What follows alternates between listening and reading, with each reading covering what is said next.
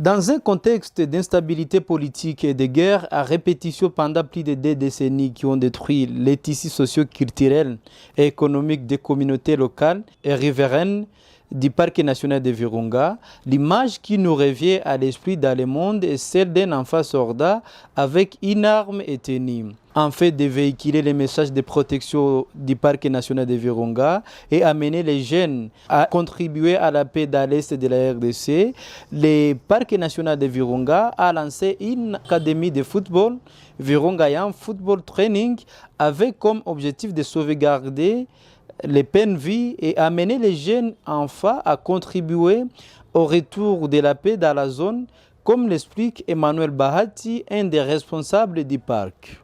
Moi, c'est Bahati Luko Emmanuel, connu sous le nom de Keita. J'assume les fonctions de chef secteur site du parc national de Virunga. En fait, une petite correction, c'est pas Alice Sen qui a lancé le projet, par contre, ce sont des partenaires du l'UDP qui est financé par l'UCN. En fait, l'objectif du projet, comme vous le savez, le parc national de Virunga subit des menaces et ces menaces, par la plupart, ce sont les enfants qui sont utilisés pour détruire les parcs. Et nos partenaires avec nous, on a bon jugé de voir comment limiter ces menaces. Et par contre, on a jugé bon de commencer par encadrer les enfants, donc les sensibiliser à travers bien sûr le football.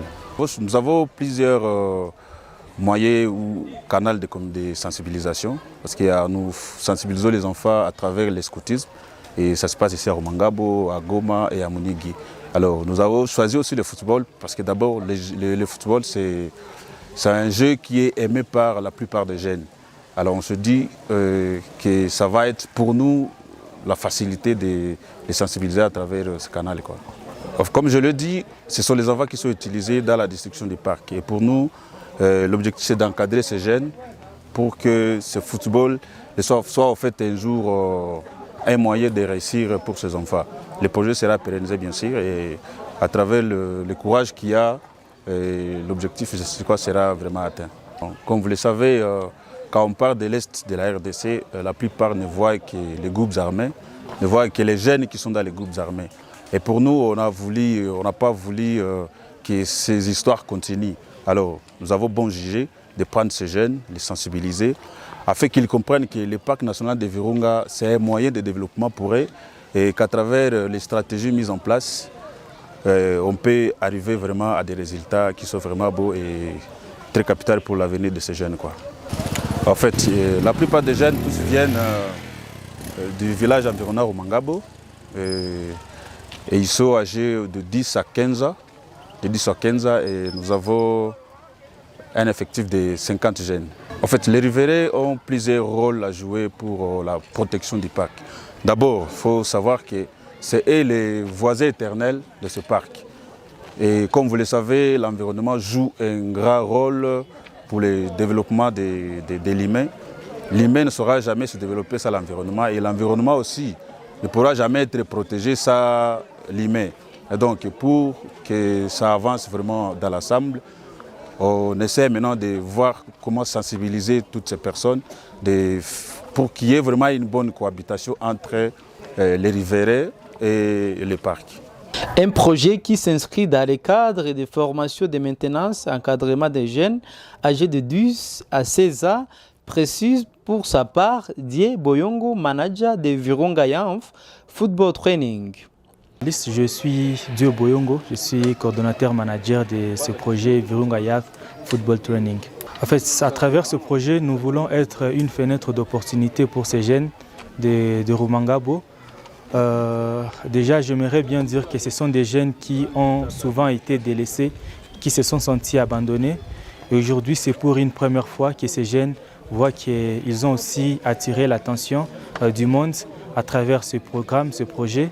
Et tout ce que nous sommes en train de faire jusque-là, je pense que nous ne pouvons qu'être satisfaits et persévérer parce que pour assurer l'avenir, comme vous l'avez dit, de la jeunesse, il faudra beaucoup d'abnégation et de détermination dans ce que nous sommes en train de faire déjà.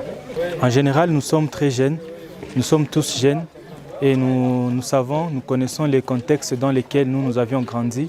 la zone dans laquelle nous avions placé ce projet, en plein parc de Virunga, où les jeunes peuvent être tentés d'intégrer ou d'être manipulés avec le multiple groupes armés qu'il y a à compter ici dans le parc.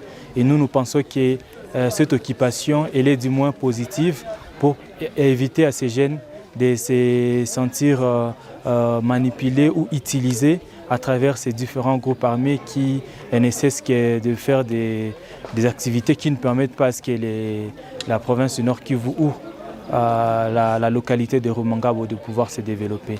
Nous pensons qu'à travers le football, comme nous avions dit, au départ le football est une discipline et à travers cette discipline, nous voulons chaque fois passer et rappeler le message de conservation du parc, de protection du parc, mais également de la paix, parce que ces jeunes doivent comprendre aussi que, puisqu'ils ont d'autres talents, par exemple savoir jouer au football, ils peuvent aussi exploiter ces côtés-là et plus tard être utiles pour leur propre vie, pour leur foyer, leur famille, mais également pour toute la société. Laissez-moi emprunter ce passage biblique qui dit que le peuple périt par manque de connaissances.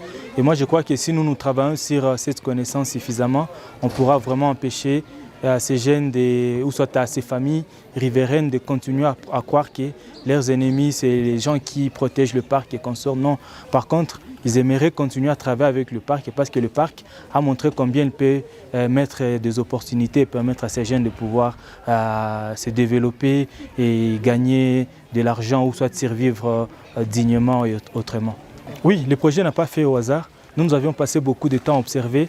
On a eu un petit terrain ici qui n'était pas aménagé du tout, mais on a vu des jeunes qui avaient cette envie-là de vouloir de venir jouer au football.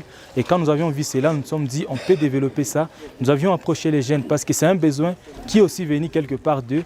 Nous avions commencé par faire ce travail-là, nous avions eu ces contacts, on a parlé avec eux et ils ont montré ces soucis-là, que s'ils avaient un bon encadrement, ils peuvent aussi faire mieux le football. Et c'est bien ça l'objectif qu'on se fixe, parce que nous savons qu'il y a les exemples sont nombreux.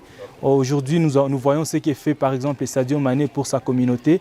Et pourquoi pas ne pas demain ou après-demain avoir aussi des Sadio Mané qui vont provenir ici de ces jeunes de Rumangabo et qui reviendront plus tard pour aider aussi la communauté à pouvoir s'épanouir. Nous y croyons fermement et nous demandons seulement à tous nos partenaires, à tous les partenaires potentiels de pouvoir nous assister, nous accompagner pour que nous puissions amener très loin ce projet qui est du moins intéressant et important pour la jeunesse d'ici.